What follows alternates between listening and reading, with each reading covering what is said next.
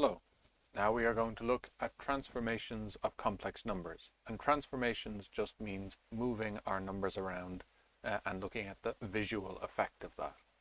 So if we start with the complex number z1 is 1 plus 3i. So in the door 1, up the stairs 3i, or 1 on the real and plus 3 on the imaginary. What happens if we do 2 times z1? So if we just multiply our complex number by a real number. Well, mathematically, or just multiplying it out algebraically, I suppose, we'd say it's 2 on 1 plus 3i. If we're asked this in the exam, and we're told 2 times z1, we just sub in what z1 is, and we multiply it out, and we see what we end up with. So we multiply out our bracket, as we always would, and we end up with 2 by 1 is 2, 2 by 3i is 6i, so 2 plus 6i. So we have our z1 plotted. What happened visually when we multiplied it by 2? Well, we went in the door 2 and up the stairs 6. That's where we end up with for twice z1. I'm just going to draw in the line for that. So all we did, when we draw in our line, we can see when we multiplied by 2, we kept going in the same direction. We didn't move around at all. We kept going in the same direction, but we went twice as far away from the origin. So we have our complex number starts at 0, 0 at the origin and goes out to our number. And multiplying by 2 just means we go twice as far. So that's our consequence of multiplying by 2.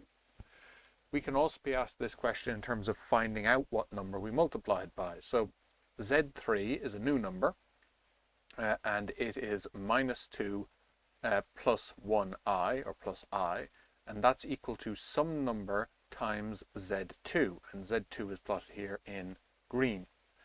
I'm just going to mark in my number z3, so start at the origin, in the door, minus 2, up the stairs by 1i. So that's my location for z3. So what immediately jumps out to me visually, if I'm trying to say z3 relative to z2, what did I multiply z2 by to end up at z3?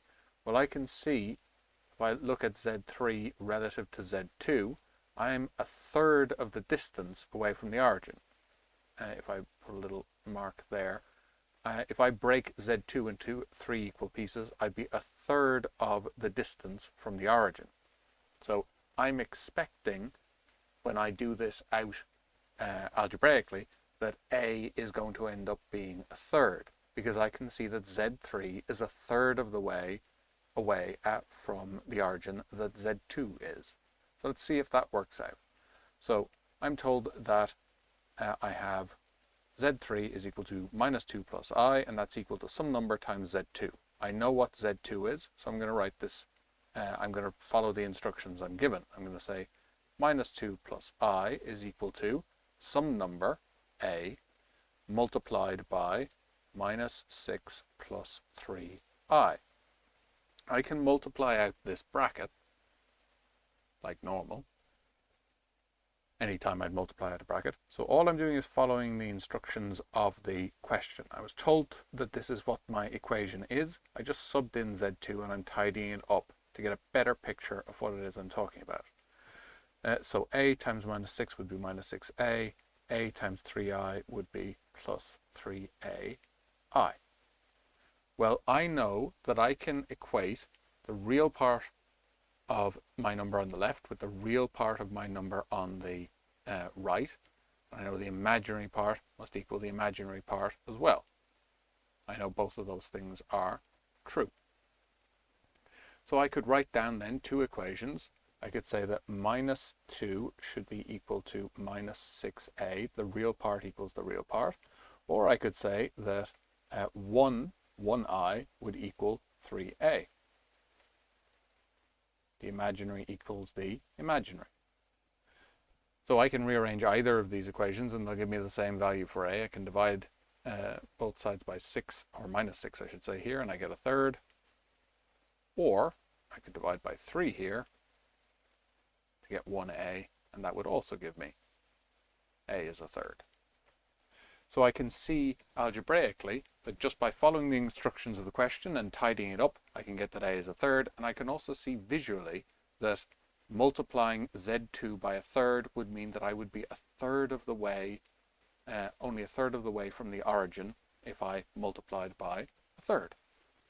So I can see what happens when I multiply by just a real number.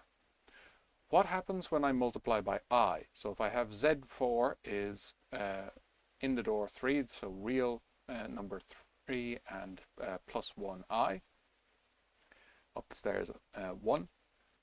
What happens if I multiply that by I? Well, if I'm asked this in the exam, I just write down what that means. I know z4 is 3 plus I, and I just multiply that out as I normally would, and I end up with I times 3 is 3i, plus I times I is I squared, and I know I squared means minus 1, so that'd be 3i minus times minus 1, or sorry, plus minus 1, if we want to do it in 2 steps. We probably should. That would be, normally we put the real part first, so we'd say minus 1 plus 3i. So what happens if we graph that? Well, we would go minus 1 on the real, plus 3 on the imaginary, and I'll draw in the line for that. When I do that, what might immediately jump out to me is this looks an awful lot like, sorry, this is I z4. This looks an awful lot like I rotated by 90 degrees, and in fact that's exactly what's happened. So when I multiplied by I ended up rotating my number around anti-clockwise or counterclockwise by 90 degrees. And if I do it again, I'll just expect to rotate again by 90 degrees. So I'd end up somewhere down here. So let's see if that's what happens when we do our calculating. So if we have I squared times 4z, write down what that means. If we're asked this in the exam, just write down what z4 is. Just sub it in. I squared is minus 1, so that's minus 1 times 3 plus I. So I would just multiply that out as normal, and I would get minus 3 minus I. So I can go and I can graph that, and I go minus 3 minus I, and that is I squared times z4, and I'll draw in my line for that.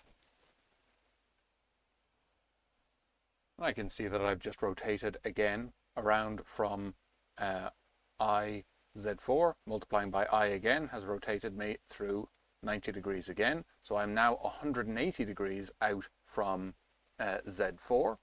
And if I multiply by I again, so if I multiplied this by I, I'd end up with I cubed times z4.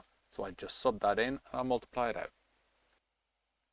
When I do my multiplying out, I need to be careful what I cubed would mean. I know I squared is minus 1, so I cubed would be I times I squared. So I squared is minus 1 times I is minus I. And at that point I can just multiply out my bracket as I normally do. And I end up with plus 1 in the real, minus 3 in the imaginary. So plus 1 in the real, minus 3 in the imaginary. So that's I cubed of z4. I'll draw on my line. And again, I can see by multiplying by another I rotate it around by 90 degrees again. You can see if I multiplied by I again, I'd end up with I to the power of 4, and I would end up rotating back around to my original number, because I to the power of 4 ends up being I squared times I squared, and minus 1 times minus 1 is 1. So I'd just end up back with my original number. So that's how multiplying by I rotates us around anti-clockwise by 90 degrees each time. Now what happens if we add our complex numbers together? What does that look like when we have them drawn? So if we just calculate this, we have z5 is 4 plus I, and w is minus 3 plus 4i. What would z5 plus w look like when we graphed it? So we'd have 4 plus I plus minus 3 plus 4I, and we gather up our real and our imaginary. So we'd have 4 plus I minus 3 plus 4I, gather up our real and our imaginary, and we end up with 4 minus 3 plus I plus 4I. So when we add everything together, we get 1 plus 5I. So what does that look like? Well, if we graph it, we go plus 1 on the real, plus 5 on the imaginary. I'm going to draw in my line for that. So that's what our number looks like. But what does it mean geometrically? So how can we interpret what we just did in terms of the visual aspect of it? Well, what this effectively does, our complex number tells us how to get to a particular point on our graph. So Z5 tells us to go 4 in the positive real direction and 1 in the positive imaginary direction. W tells us to go minus 3 in the real direction and plus 4 in the imaginary direction. Well, what happens if we combined those instructions? Well, we would go plus 4 in the real, plus 1 in the imaginary, and then we'd go minus 3 to follow the instructions for W. We would then go minus 3 in the real direction and plus 4 in the imaginary direction. So we end up following the instructions for W after we've done the instructions for Z5. You can also think about it the same way. If you'd done W first, then you follow the instructions for Z5 and you'd end up in the same point. So we just combine the instructions. We do one after the other, and that's what it means when we add our complex numbers together. We just follow both sets of instructions, one after the other, and then we end up with the two of them added together. Now, a question that we can think about is 2 times the modulus of W equal to the modulus of 2 times W? So the modulus means the distance from the origin up to our point, up to our number W. So if we got the length of that green line and doubled it, is it the same as doubling the size of W and then getting the length of that line? Now, when we have the picture drawn, it may be obvious that it is, but we can show rigorously that it is. So we're going to get the modulus of W, and we're going to get 2W and then its modulus, and see if they end up being equal to each other. So the modulus is always just using Pythagoras. So getting the modulus of W is going to be our first job. So the modulus of W squared would be our real part squared plus our imaginary part squared, the sides of our triangle, so 3 squared plus 4 squared, and we're going to work that out. So that ends up being 5, so 2 times the modulus of W would just be 10.